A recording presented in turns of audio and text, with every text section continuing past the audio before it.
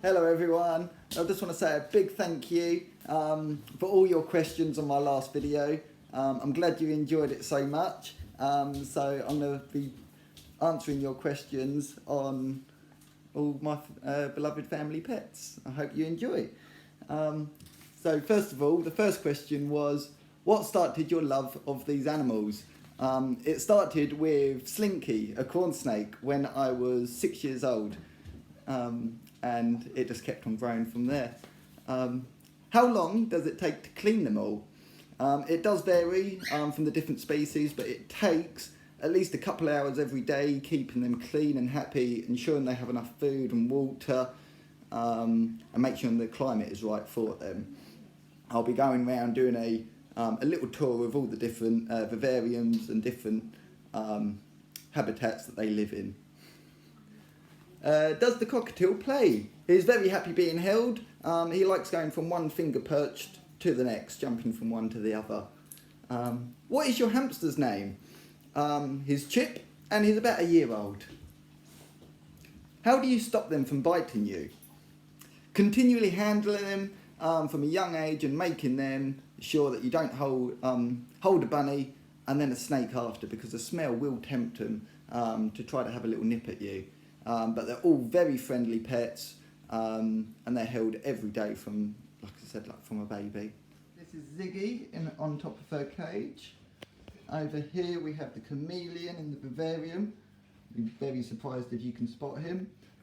This vivarium, we have a humidity to make sure that it's high, and same with the temperature to ensure that the humidity and the climate is right. A little bit lower, we have the spiny tail lizard. He's having a nice snooze on the rocks. Then going back up this way, we have the leopard geckos. Nice sandy environment. And then the blue tongue skink.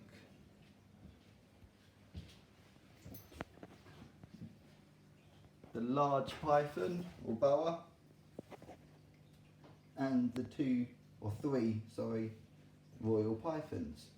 As you can see, they've got a large bowl of water, and that's to help them shed their skin. Moving up, we've got 2 more royal pythons, and we've got the 6 corn snakes. They're all inside this little box at the moment, as it helps them shed their skin, being a nice damp environment. We have the eyelash geckos with the worms and grubs, and the bearded dragons. All of these setups have heat mats on the bottom to give them heat. You have UV lights and heat bulbs as well to ensure that their temperature is correct and it's right for them. So here is my mum and dad's back garden. We have Mia following us around. In here you've got about 2 bunnies in each set of cages. They like living with someone else. And they've got nice concrete floor to help keep their claws nice and short. And we've got the chickens. I wonder if I've got an egg today. And then behind me, we have the ferret cages. Got the larger one here and a slightly smaller one with the 2 babies. And by the way, they love their cuddles. That's what I missed last time. And then we've got the tortoises, which have their own nice pen. So how do I keep all my animals in? I've just done a tour around the house. So yeah, everything is it's not cramped in, but I'm sure there's still a few more spaces that we could fill. What is my favourite animal? It's really hard to have a favourite out of all. They're all so different. But my royal pythons, Fluffy and Muscle, are probably 2 of my favourites. I've had them since I was about 10 years old. Then there's Crush and Pingu, the terrapins, which I love, sort of the fish and aquatics and reptiles, and they're just sort of a mix of everything. Absolutely lovely. And Mia, the dog, every time I come home, She just gives the best cuddles. It's really, really nice to come home to that. How heavy is your biggest snake? The heaviest snake is the Dimwall boa, weighing in at just over 3 kilos. Do they keep you awake at night? No, but sometimes I do hear the hedgehogs running around on their wheel at night as they're nocturnal. Who is the oldest out of all your pets? The oldest out of the pets are the tortoises. They was born in 1991, 2 years before I was born. Do any of your pets not get along? We don't mix the different species of pets, but they all live together in their group, and they get along nicely. Where do your dog and cat sleep? The cat sleeps downstairs, but the dog sleeps upstairs on my mum and dad's bed. How do you look after all your animals at the same time? It takes a lot of practice and a lot of experience, and they all just get cleaned out individually. Do you keep all of your animals at home? Yes, but we also have a horse, but it lives down the stables. Will you bring all of your animals to school? Might not be able to bring all of them to school, but yes, I'd like to lead an assembly one day, and also maybe possibly have them as a class attendance reward. But yeah, that'd be really, really nice to do. Hello, Mia.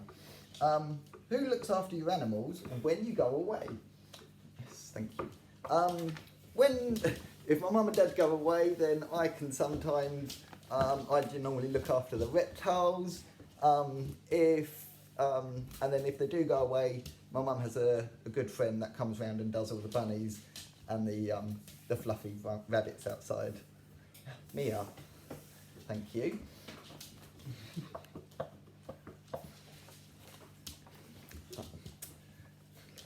Let me sort her out and I'll be right back. So, were my animals expensive? They do range in price, some being not that much and some being a lot more. But it's the constant of making sure the animals are fed, whether they're hoppers, frozen mice, bloodworms, fish food, pond food. There's lots to go with it. So before you do look at trying to get your own pet, you do need to think about the future. And also the first initial setup price is normally quite a lot for all the heat mats, the UV bulbs, the thermometers, everything like that. There's a lot to go with it. How long does it take to feed all your animals? We have a really good system down. The snakes are all fed once a week, but we make sure that they're fed separately to ensure that there's no fighting over the same mice. All the other reptiles are fed a mix. Could be waxworms, hoppers, the bearded dragons like a lot of vegetables. I know the blue-tongued skink loves his bananas, just like myself. So yeah. There's also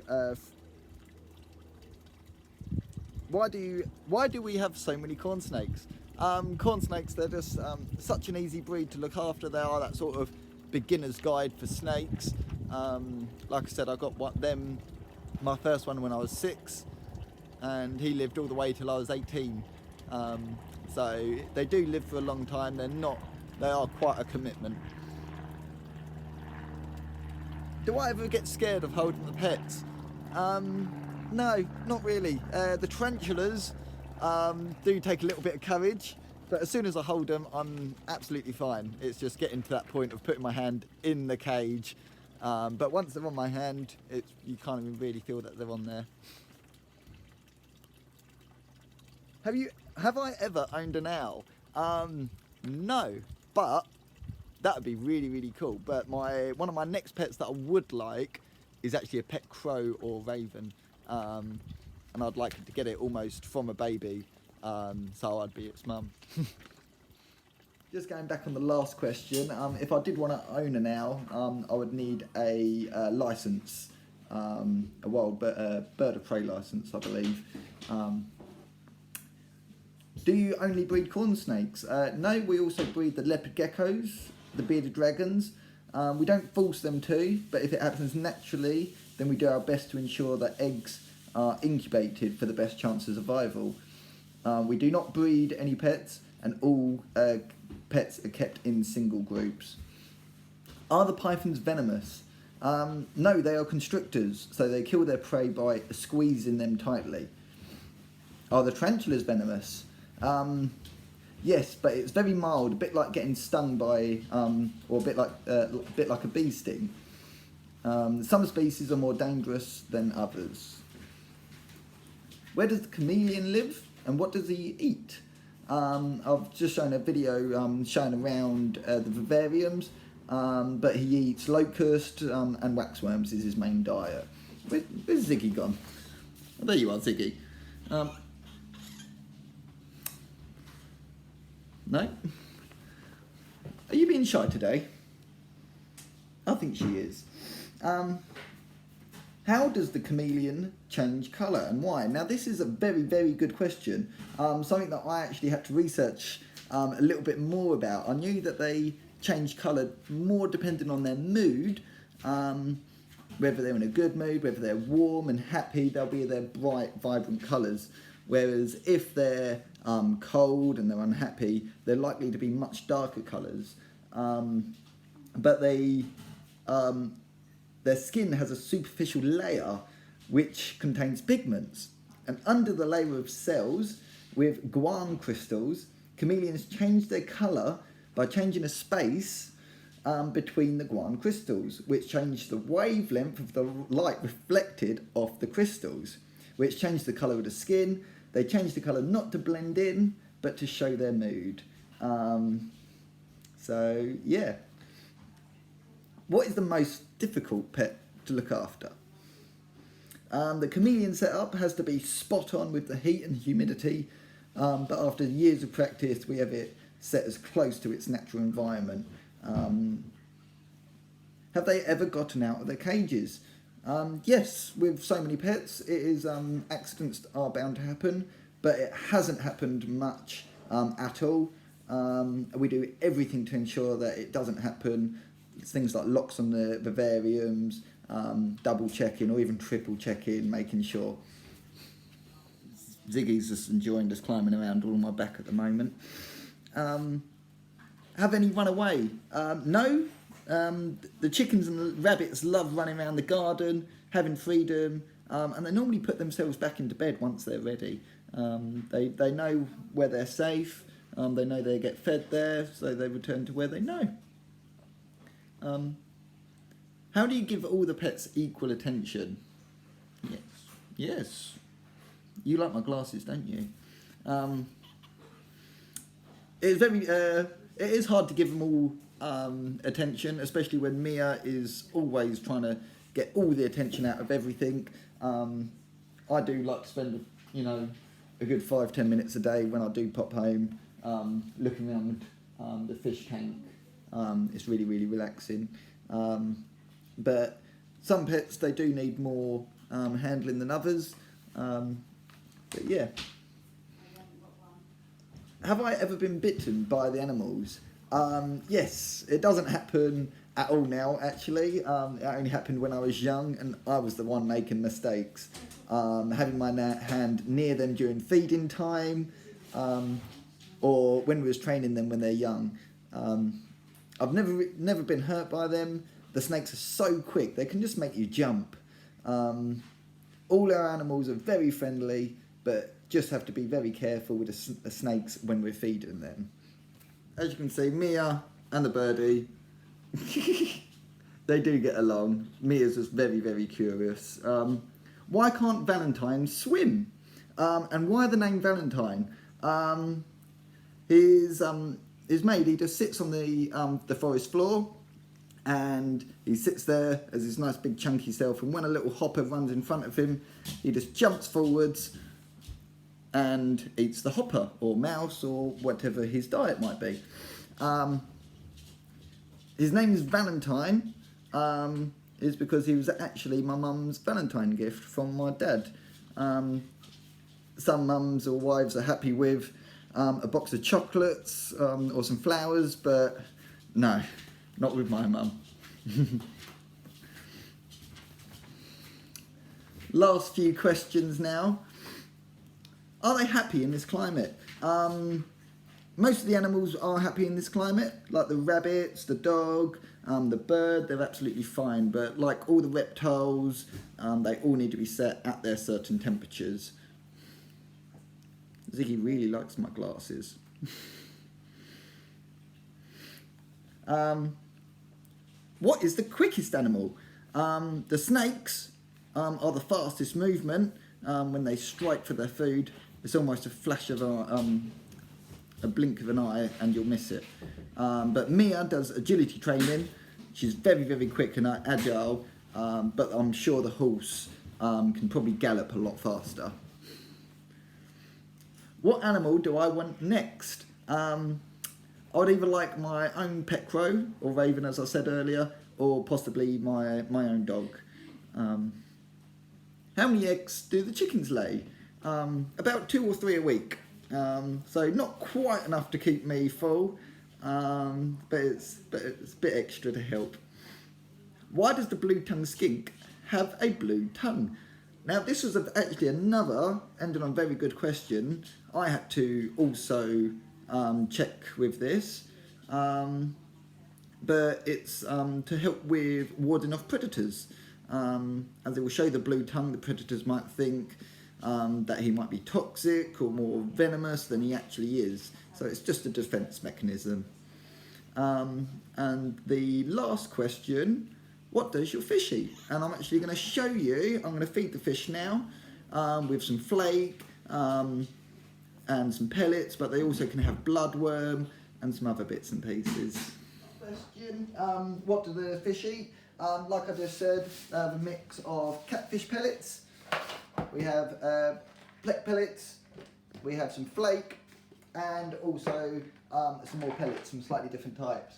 So the light is very bright, it's to simulate daylight to give them good healthy colours, and they normally get 1 or 2 of the pleck pellets. We've got lots of little babies. These little pellets are for all the bottom feeders. And then the flake, you'll see all the fish now coming up to the top to get their flake. Let's close the lid down, bring the light back down. So just quickly, whilst we're here, we have some clownfish, we have an angelfish, we have some different types of plex. We've got a big sailfin pleck in the corner, a few different rosy barbs, some mollies. Gourami is the ones with the nice feelers you can see at the top at the moment. They've got them long feelers, and that's to help them figure out what's around them, whether it's food, whether it's friendly. Down here we have tiny little plex. That's it. And these are some that we've bred ourselves. We started off with only a few, and now we have a lot. What other ones are special in here? Oh, we've got the I forgot the name of them. Harlequin. Harlequin, yes, thank you. So we've got the Harlequin and some guppies, I think are the last ones. But yes, cool. I just want to say thank you very much for your questions. I hope you've enjoyed it, and I hope I've taught you something that you might have not known. If you do have any other questions, just write it in the comment below, and I'll answer it on the YouTube. Thank you very much, everyone. Bye.